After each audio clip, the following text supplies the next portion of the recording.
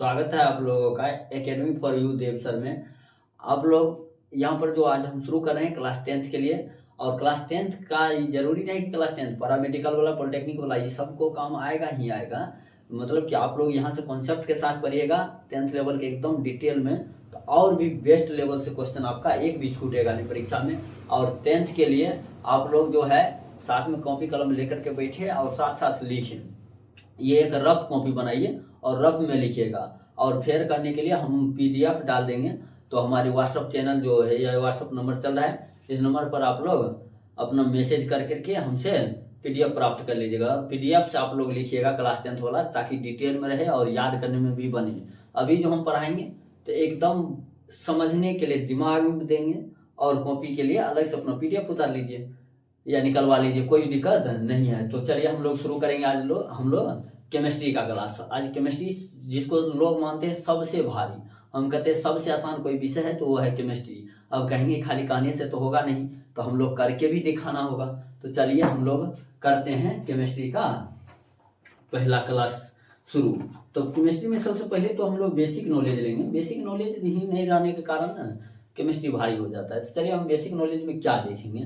तो basic knowledge में सबसे पहले आपको तत्वों का नाम, उसका संकेत और उसका संयोजकता यानी वैलेंसी याद होना चाहिए। यही चीज याद नहीं रहेगा और पूरा केमिस्ट्री बर्बाद जाएगा।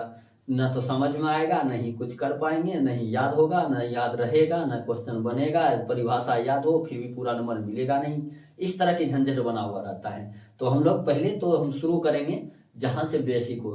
तो सबसे पहले बेसिक से हम शुरू करते हैं। तो बेसिक्स क्या है कि हम लोग तत्वों का नाम याद कर ले। अब हम यहाँ पर दे दिए हैं और पीडीएफ भी नहीं होगा तो डाल देंगे, आप लोग वहां से याद कर लीजिएगा, ठीक है। ज्यादा याद नहीं करना है। अभी तक में तत्वों की संख्या 118 खोज हो चुका है, लेकिन पूरा याद करने की जरूरत है। लगभग 30 को याद कर लेंगे, बहुत है, बहुत हो जाएगा। 30 को से हमारा पूरा 10th 12th पास हो जाएंगे, ठीक है। 30 याद करना है। जैसे में देख लीजिए चल रहा है, हाइड्रोजन का H है, वैलेंसी 1 है। ऑक्सीजन का O है, वैलेंसी 2 है। नाइट्रोजन का N है, वैलेंसी 3-5 है। इसी तरह कार्बन का C है, वैलेंसी 4 है। सिलिका का SI है, वैलेंसी 4। इस तरह से आप लोग याद करते हुए बोलना हो जाएगा ना। हाइड्रोजन का H वैलेंसी 1, ऑक्सीजन का O वैलेंसी 2, नाइट्रोजन का N वैलेंसी 3 या 5, कार्बन का C वैलेंसी 4। इस तरह से बोलना भी सीखिए। वैलेंसी या संयोजकता, हिंदी में संयोजकता, इंग्लिश में वैलेंसी कहते हैं, ठीक है। इसको याद रखना होगा। कहेंगे अब इसका याद, इसके बिना मान लीजिए ये चैप्टर समझ नहीं आएगा। जिसको ये चैप्टर कमजोर, पूरा केमिस्ट्री में कुछ समझ आने वाला नहीं है, तो सबसे मेन फोकस इसी चैप्टर पर करना है। तो और क्या, सबसे ज्यादा करके यही बस 30-35 को याद करना है। और कुछ है नहीं, कुछ मूलक का नाम है वो भी हम पीडीएफ में डाल देंगे, तो आप लोग वहां से याद कर लीजिएगा, ठीक है। अब हम लोग शुरू करते हैं, अपना चैप्टर पर चलते हैं। चैप्टर का नाम क्या है? रासायनिक अभिक्रिया, केमिकल रिएक्शन, ठीक है। केमिकल रिएक्शन में हम सबसे पहले पढ़ते हैं रासायनिक अभिक्रिया होता क्या है। केमिकल रिएक्शन होता क्या है? जब कोई पदार्थ अकेले या किसी अन्य पदार्थ से संयोग करके एक नया पदार्थ का निर्माण करते हैं, उसे हम लोग क्या कहते हैं? रासायनिक अभिक्रिया। इसी में जोड़ देंगे जिनका गुण मूल पदार्थ के गुण, मूल माने जो पहले से था उसके गुण से बिल्कुल भिन्न हो, अलग होना चाहिए, ठीक है। जैसे में देख लें तो हम लोग जैसे लेते हैं, पानी ले लेते हैं। पानी छोटा सा देते हैं, जो कि ये सब है नहीं, हम आगे चल करके पूरा इसको डिटेल करेंगे। और पानी और चीनी ले लेते हैं, ठीक है। कह रहा है कि अकेले हो या अन्य पदार्थ से संयोग यानी जुड़ करके, जुड़ के एक नया पदार्थ का निर्माण करिए। बोलिए पानी चीनी मिलाएंगे क्या बन जाएगा? तो ये बन जाएगा शरबत। न तो अब ये पानी रहा और न ही चीनी रहा, ये एक नया पदार्थ बना है शरबत। अब किसका मूल पदार्थ क्या था? पानी। क्या पानी जैसा गुण होगा? नहीं होगा। क्या चीनी जैसा गुण होगा? ऐसा भी नहीं होगा। दोनों का मिलावट एक नया चीज बन गया, शरबत का गुण आ गया। क्या कहने का मतलब हुआ कि जब कोई पदार्थ अकेले या किसी अन्य पदार्थ से संयोग करके यानी जुड़ करके नया पदार्थ का निर्माण कर देता है, जिसका गुण मूल पदार्थ जो पहले से था इसके गुण से भिन्न यानी अलग हो, उसे हम लोग क्या कहते हैं? रासायनिक अभिक्रिया। इसी को रिएक्शन कहते हैं, केमिकल रिएक्शन। समझ में आया? कुछ नहीं, केमिस्ट्री बहुत आसान सा है। तो मेन चीज हो गया। अब समझते हैं रासायनिक अभिक्रिया जो है, अगर आप समझ गए हैं तो एक हम इसका एग्जाम्पल ले लेते हैं। कल एग्जाम्पल करते हैं। एग्जाम्पल चलिए आगे, पूरा केमिस्ट्री तो एग्जाम्पल होगा। सबसे मेन चीज केमिस्ट्री में यही होगा। तो चलिए हम देखते हैं। अभी रासायनिक अभिक्रिया के ना 2 भाग होते हैं। भाग, प्रकार नहीं बोल रहे हैं, भाग बोल रहे हैं, 2 भाग। ठीक है। तो रासायनिक अभिक्रिया के कितने भाग होते हैं? 2 भाग। एक का नाम होता है अभिकारक या करके लिख लेंगे अभिकर्मक, और दूसरा भाग होता है प्रतिफल या उत्पादित, ठीक है। इसको ध्यान में रखना है, ठीक है। अब रासायनिक अभिक्रिया के कितने भाग होते हैं? तो 2 भाग होते हैं। कौन कौन होते हैं? अभिकारक या प्रतिफल, अभिकारक या अभिकर्मक, और दूसरा होता है प्रतिफल या उत्पादित पदार्थ। तो ये दोनों को ध्यान में रखना है, ठीक है। अब ये होता क्या है अभिकारक? तो अभिक्रिया में जो चीज भाग लिया, जैसे अभी हम बनाए थे, पानी लिए थे और चीनी लिए थे, तो जो भाग लिया ना उसको हम लोग कहते हैं अभिकारक। तो सीधा अभिक्रिया में भाग लेने वाला पदार्थ क्या कहलाता है? तो अभिकारक या अभिकर्मक कहलाता है, ठीक है। उसके बाद प्रतिफल किसको कहते हैं? तो अभिक्रिया के फल स्वरूप, जैसे बना क्या था? शरबत। तो ये शरबत क्या है? तो प्रतिफल है, फल बना, पानी चीनी को मिला, एक नया चीज उत्पादित हुआ मतलब नया चीज बना, ठीक है। तो उसको हम लोग क्या कहते हैं? प्रतिफल कहते हैं, यानी फलस्वरूप जो पदार्थ का निर्माण हुआ, फलस्वरूप। अब देखिए परिभाषा सुनिए, क्या कहेंगे? अभिक्रिया में भाग लेने वाले पदार्थ को अभिकर्मक या अभिकारक कहते हैं। अभिक्रिया के फलस्वरूप बने पदार्थ को प्रतिफल या उत्पादित पदार्थ कहते हैं। वैसे पीडीएफ में आपको ये सब लिखा हुआ मिल जाएगा, खाली यहाँ समझना है। समझ गए? भाग लेने वाला पदार्थ अभिकारक, फलस्वरूप बने पदार्थ प्रतिफल, ठीक है। एग्जाम्पल सबसे मेन होगा, ठीक है। एग्जाम्पल को हम समझते हैं, जैसे पोटेशियम क्लोरेट को गर्म कर देते हैं तो KClO3 अभी कहेंगे कि ये समझ में आ रहा है, कोई बात नहीं, इसी चैप्टर में अभिक्रिया के बाद हम समीकरण ही लिखना सिखाएंगे तो पूरा हो ही जाएगा, ठीक है। इसको अगर हम गर्म कर दे, गर्म यानी हीट कर दे, हीट मतलब गर्म, या हिंदी में लिख लेंगे गर्म करने पर क्या बनता है? पोटेशियम क्लोराइड तथा ऑक्सीजन गैस। पोटेशियम क्लोराइड तथा ऑक्सीजन गैस बन जाता है, यही बन जाता है। अब इसका संतुलित करना जरूरी होता है, तभी हम संतुलित डायरेक्ट कर देते हैं, आगे चल के हम संतुलित करना। संतुलित का मतलब होता है दोनों तरफ बराबर करना। जिसे यहाँ पर देखते हैं कि 3 को है ऑक्सीजन, यहाँ कितना है? 2 को। पहले विषम को सम बना लेते, 3 दूना 6 हो गया, 2 से गुना कर दिए, पूरा में गुना होगा, ठीक है। तो 6 को हो गया, यहाँ भी 3 से गुना कर देंगे, 6 को हो गया। लेकिन यहाँ KCl 2 को हो गया, नहीं हो गया, पूरा में गुना होगा तो 2 से गुना कर देंगे, इस तरह से। तो पोटेशियम क्लोरेट को गर्म करने पर, हिंदी में भी लिख के मिल जाएगा, पोटेशियम क्लोरेट को गर्म करने पर पोटेशियम क्लोराइड तथा ऑक्सीजन गैस मुक्त होता है। समझ में आ रहे हैं? इस तरह से। अब बताइए तो ई कौन चीज है? अभिकारक है या प्रतिफल है? तो अभिक्रिया में भाग लिया था तो ये अभिकारक है, ठीक है। यानी कि हम यहाँ दिशा से बता देंगे अब।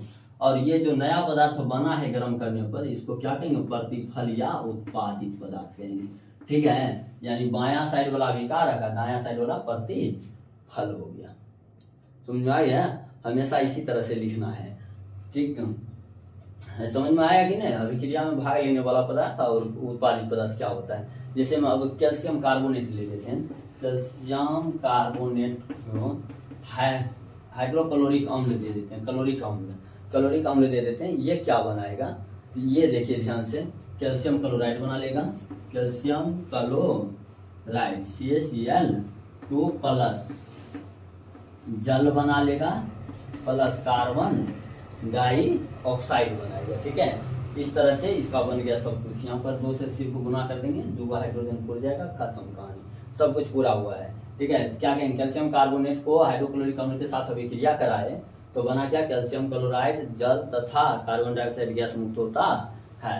तो ये कहलाएगा हमारा अभिकारक, अभिक्रिया में भाग लिया था। ये कहलाएगा हमारा प्रतिफल या उत्पादित। आप लोगों को एक क्वेश्चन यहाँ से पूछा जाता है, ठीक है, क्लास 10th वाला के लिए बहुत इंपॉर्टेंट है, ठीक है।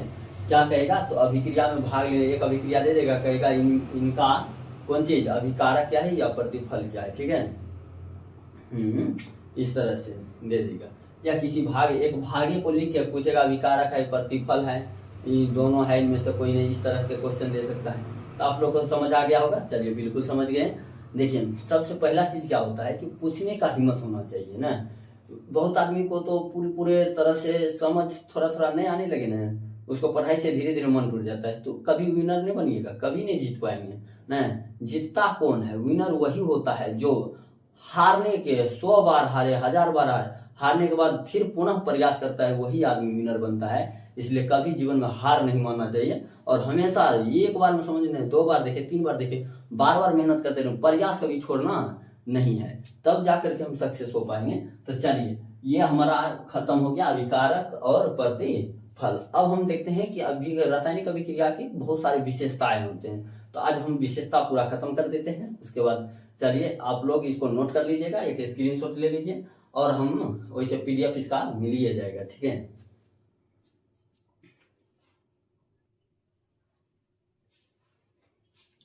चलिए, तो हम लोग पढ़ेंगे रासायनिक अभिक्रिया की विशेषताएं। तो चलिए विशेषताएं में देखते हैं क्या है विशेषता। किसका विशेषता? रासायनिक अभिक्रिया की विशेषताएं। पहला विशेषता होता है गैसों का बनना। गैसों का बनना, यहाँ से क्वेश्चन अधिकतर चांस रहता है पूछने का, ठीक है। गैसों का बनना से कि रासायनिक अभिक्रिया की एक विशेषता है, तो हम कहेंगे रासायनिक अभिक्रिया, कुछ ऐसे रासायनिक अभिक्रिया होते हैं जिसमें गैसों का निर्माण होता है, ठीक है। इस तरह से बोलने की एक तरीका हो जाएगा कि ये इसकी विशेषता है। जैसे हम देखते हैं, आज क्वेश्चन करवाते हैं, ठीक है। जैसे हम लोग लेते हैं एग्जाम्पल के लिए इसका, सबसे मेन चीज हम कहें कि एग्जाम्पल ही सबका होगा। तो एग्जाम्पल सबसे मेन चीज को रखेंगे, ठीक है। जैसे में हम Zn ले लेते हैं प्लस H2SO4 ले लेते हैं। ये बहुत आदमी सीख नहीं पाता है, कुछ नहीं है। देखिए अभी तनी दिक्कत तो होगा, समीकरण जब हम सिखा देंगे लिखना है, उसके बाद देखिएगा ये सबको गर्दा उड़ा के रख दीजिएगा। चलिए ZnH2SO4 ले लिया। अब हम क्या करते हैं, इन दोनों को जब मिलाएंगे तो इसका शुरू वाला इसके लास्ट वाला से अभिक्रिया करेगा। अभी के लिए सीख लीजिए, अभी वो सीख जाइएगा, कोई भारी चीज नहीं है। इसका शुरू वाला एक लास्ट वाला क्या है? SO4, तो ZnSO4 बनाएगा, यानी एक कहते हैं जिंक सल्फेट, ठीक है। जिंक सल्फेट और प्लस अकेले रह जाएगा हाइड्रोजन। तो हाइड्रोजन क्या है? हमारा गैस है, तो गैस बन गया। अभिक्रिया में हम क्या किए, जिंक के साथ हाइड्रोजन सल्फेट को मिलाए थे, और इसको जब मिलाए तो क्या बन गया? जिंक सल्फेट, और हाइड्रोजन गैस निकल गया। गैस जो निकलेगा वो बाहर निकल जाएगा हवा में। इसी तरह से तो ये गैस बन गया। तो कहा ना कि कुछ ऐसी रासायनिक अभिक्रिया होते हैं जिसमें गैस बनता है, तो ये इसकी विशेषता हो गया। लेकिन यहाँ पर क्या करेगा, एग्जाम में जो पूछता है नहीं, इसको पूछेगा नहीं, कहेगा गैसों का बनना का साइन क्या होता है। साइन यानी चिन्ह क्या है, तो चिन्ह याद रखेंगे। जब भी गैस बनता है ना, उसमें ऊपर की ओर तीर चिन्ह लगाया जाता है, बस यही मेन होगा। जहां भी तीर चिन्ह ऊपर लगा है, समझ लीजिए उसमें गैस का निर्माण हुआ है, यानी गैस मुक्त हो रहा है। क्या मुक्त हो रहा है? गैस। तो गैस मुक्त होता है तो कौन चीज का देते हैं? तीर चिन्ह ऊपर। ध्यान में रखेंगे, ध्यान, तीर चिन्ह ऊपर देते हैं, ठीक है। अब और क्वेश्चन और करवा दें कि, चलिए एक और करवा देते हैं। Zn के साथ ले लेते हैं HCl, क्या बन जाएगा? इसका शुरू वाला इसका लास्ट वाला ZnCl, यानी जिंक के साथ ले लिए क्लोरिक अम्ल, तो ZnCl जिंक क्लोराइड बन गया। ZnCl2 प्लस हाइड्रोजन गैस, यहाँ 2 से हो जाएगा गुना। अब देखिए यहाँ पर भी ऑक्सीजन हाइड्रोजन गैस बाहर निकल रहा है, तो कौन सा साइन देंगे? तो तीर चिन्ह ऊपर। तो तीर चिन्ह ऊपर लगल रहेगा, समझ लेंगे कि उसमें क्या बन रहा है? गैस बन रहा है। नहीं तो अभिक्रिया में पता नहीं चलेगा क्या चीज है, तो इसका निर्माण जानेंगे। दूसरा होता है अवक्षेप बनना। अवक्षेप का मतलब पहले समझते हैं क्या होता है ये अवक्षेप। तो दूध में छाली पड़ते देखे हैं, समझ लीजिए इसी छाली को हम लोग क्या कहते हैं? अवक्षेप कहते हैं। तो इस तरह से अभिक्रिया में भी बहुत सारी चीज में हो जाता है कि अवक्षेप बन जाता है। तो कहेंगे कुछ रासायनिक अभिक्रिया होते हैं जिसमें अवक्षेप का निर्माण होता है, समझिए ना। तो चलिए जैसे हम लेते हैं NaCl, क्या है? Sodium chloride. सोडियम क्लोराइड, अभी नामों याद करते हैं, इसी को नमक कहते हैं, साधारण नमक। साधारण नमक का सूत्र पूछेगा NaCl, ठीक है। AgNO3, ये हो गया silver nitrate. Ag silver nitrate, पन्ना तो याद कीजिएगा ना, जो शुरू में बोले हैं सब बोल लीजिएगा। सिल्वर नाइट्रेट के साथ अगर अभिक्रिया करवाएंगे तो ये क्या बनेगा? तो इसका शुरू वाला इसका लास्ट वाला, शुरू वाला है Na यानी सोडियम और नाइट्रेट, NaNO3 सोडियम नाइट्रेट बन जाएगा, ठीक है। और ये दोनों मिल जाएगा AgCl। AgCl का मतलब क्या होता है? तो ये है सिल्वर क्लोराइड। सिल्वर क्लोराइड जो होता है ना, ये ऊपर अवक्षेप बन जाएगा। अल्तार में देखते हैं ऊपर ऊपर छल छल छल छल जो करते रहता है, वही है अवक्षेप। कौन चीज का? AgCl का। तो ये जो बन गया अवक्षेप बन गया, तो ये हमारा अवक्षेप है। क्या है? अवक्षेप। ध्यान रखेंगे खाली इसको, कुछ नहीं, ये सब बहुत आसान चीज है, नहीं है। तो अवक्षेप बना। अब अवक्षेप को भी दर्शाने के लिए इसका भी साइन पूछता है, तो अवक्षेप का साइन होता है तीर चिन्ह नीचे, बस ये दोनों में अंतर नहीं हो गया। गैस बनेगा तीर चिन्ह ऊपर, अवक्षेप बनेगा तीर चिन्ह नीचे दिया जाएगा। चलिए इसी के साथ हम लोग इसको हटाते हैं, करते हैं खत्म। हम लोग चलते हैं तीसरा पर। चलिए अगला है रंग परिवर्तन। कौन चीज? रंग परिवर्तन। अब क्या कहेंगे, कुछ ऐसी रासायनिक अभिक्रिया होते हैं जिसमें रंग में क्या होता है, जिसके रंग में परिवर्तन हो जाते हैं।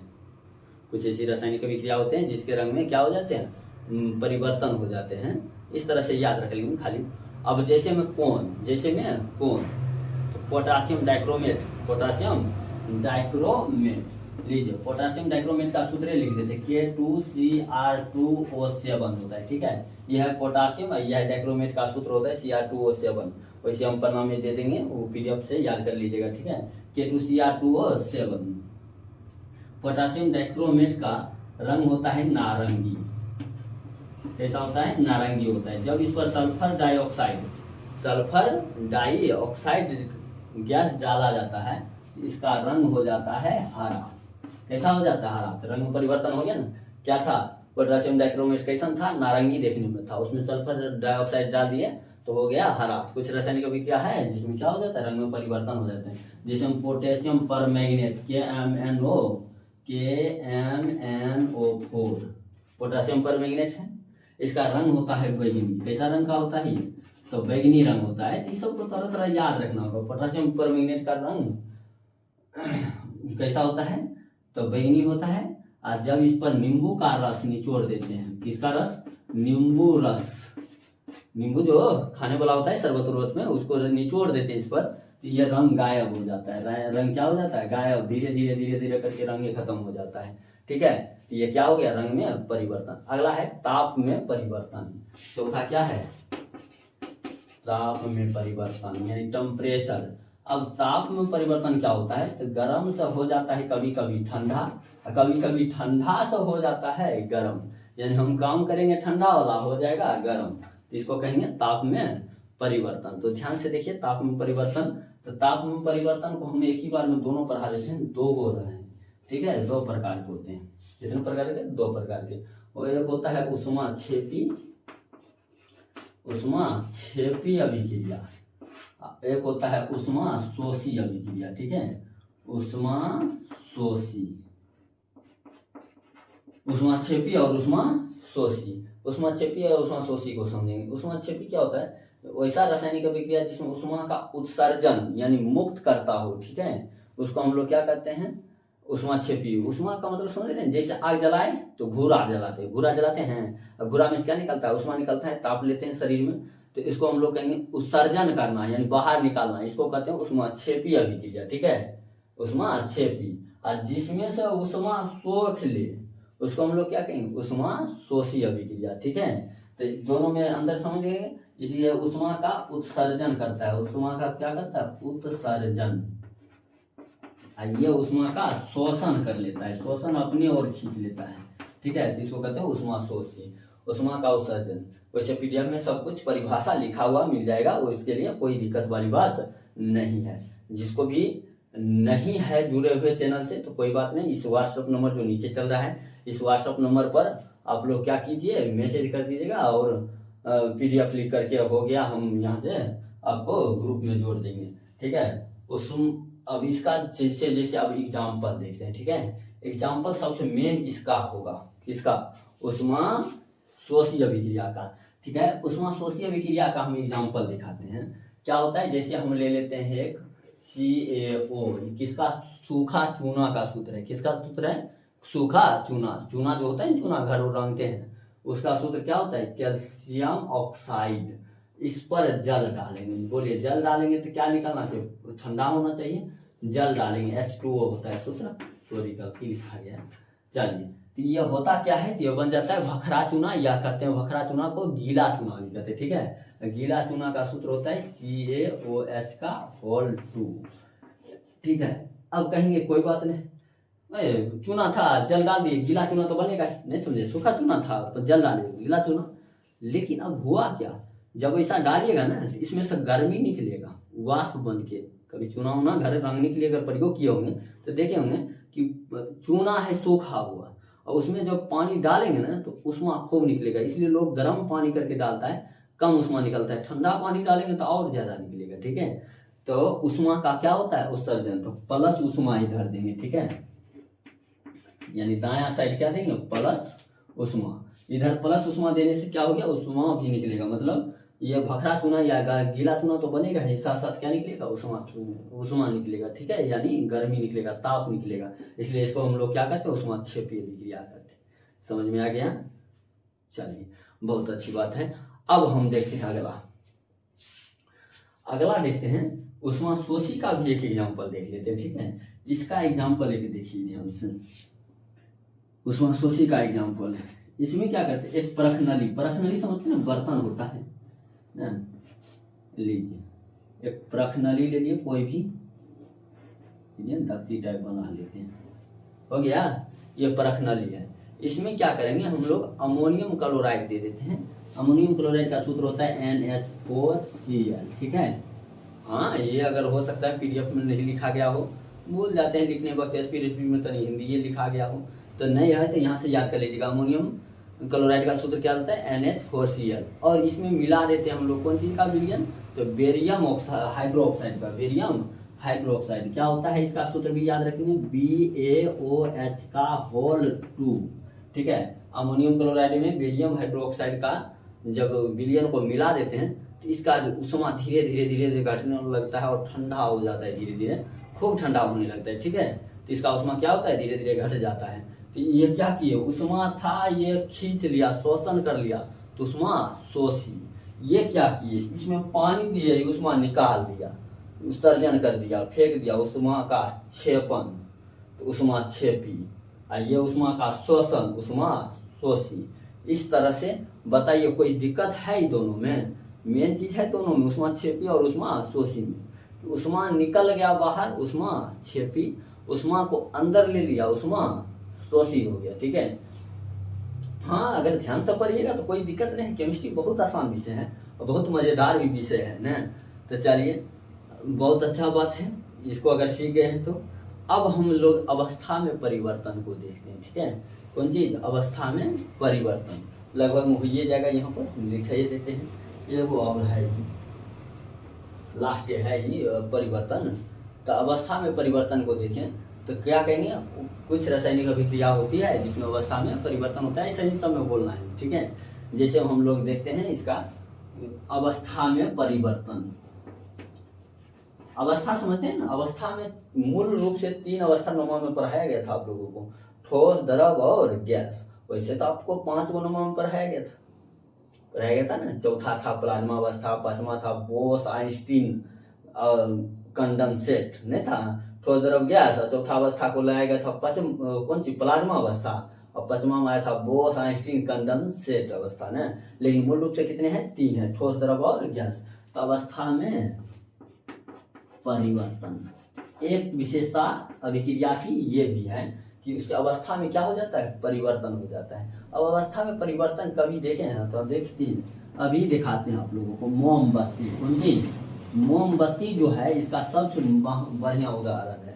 मोमबत्ती को जब हम जलाते हैं तो जो जलता हुआ भाग होता है वो गैस होता है। जलता क्या है, हमेशा गैस जलता है। देखिएगा उसमें कुछ होता है ठोस, द्रव में कुछ नहीं होता है, गैस जलते रहता है, ठीक है। गैस था, ठोस बन गया गैस, पिघला ऊपर से नीचे आया, फिर बन गया ठोस। ये क्या हो रहा है, खाली अवस्था में देख लीजिए, जैसा मोम ऊपर था पहले से था ऐसे खड़ा रहता है। मोम खड़ा है, यहाँ पर बत्ती में आग लगाए, गैस में आग धर लिया, गैस खत्म, गैस को आग लगल है, ठीक है, ये ना कि मोम का लगल है, गैस जल रहा है। और फिर ये जो नीचे आ रहा है फिर से देखिएगा मोम का मोम ही रह गया, मतलब खाली परिवर्तन हुआ, साथ साथ क्या निकाल दिया, उष्मा निकाल दिया, प्रकाश निकाल दिया। अभिक्रिया तो बहुत सारे हो गया लेकिन अवस्था में खाली परिवर्तन करने से, इसलिए इसको कहा जाता है अवस्था में परिवर्तन अभिक्रिया, ठीक है। मोमबत्ती को याद रखेंगे, कपूर हो गया, यो कर्पूर भी होता है। चलिए इस तरह से अब हम लोग अगला जो टॉपिक है वो है विभिन्न प्रकार की रासायनिक अभिक्रिया, यानी रासायनिक अभिक्रिया के प्रकार। ये तो था विशेषता, अब प्रकार पढ़ेंगे जिसमें संयोजन, वियोजन, विघटन, अपघटन, बहुत सारे अभिक्रिया आएगा।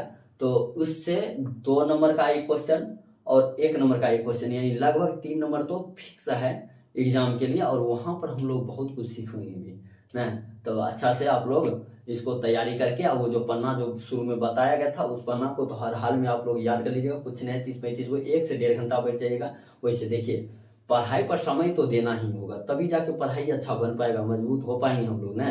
कहते हैं ना कि बहुत अच्छा से ज्यादा पढ़ने ये नहीं कर रहे 14 घंटा बैठिए 15 घंटा बैठिए, कुछ नहीं करना है। 4 घंटा से 5 घंटा आप बैठिए, लेकिन लगातार बैठिए, प्रत्येक दिन बैठिए। कहते हैं सुबह पढ़ो या रात को, क्या कहें, सुबह पढ़ो या रात को, हमेशा दिल में रखो इस बात को, सफल बनाना है अपने आप को। तो खुद के लिए पढ़ना है, न कि किसी और के लिए। तो बस इसमें ठगने की बात नहीं है। 5 घंटा तो कम से कम दीजिए पढ़ाई के पीछे, तब तो कुछ हो पाएगा ना। तो धीरे धीरे करके, और वैसे आई नहीं करें कि एक दिन में 5 घंटा देना शुरू कर दीजिए, 2 से 3 घंटा दीजिए। 2-3 घंटा नॉर्मल है, 2-3 घंटा 10 दिन तक दीजिए, अपने आप धीरे धीरे इम्प्रूव होगा। 3 घंटा से 4 घंटा होगा, 4 घंटा से 5 घंटा होगा। पढ़ने में इतना मजा आने लगेगा कि आप खुद कहिएगा कि 5 घंटा से कुछ नहीं होने वाला है। तो चलिए इसी के साथ आज का सेशन हम खत्म करते हैं। आप लोग इसका एक स्क्रीनशॉट लीजिए। हाँ चलिए, जय हिंद। अब मिलते हैं अगला वीडियो में हम लोग प्रकार के साथ।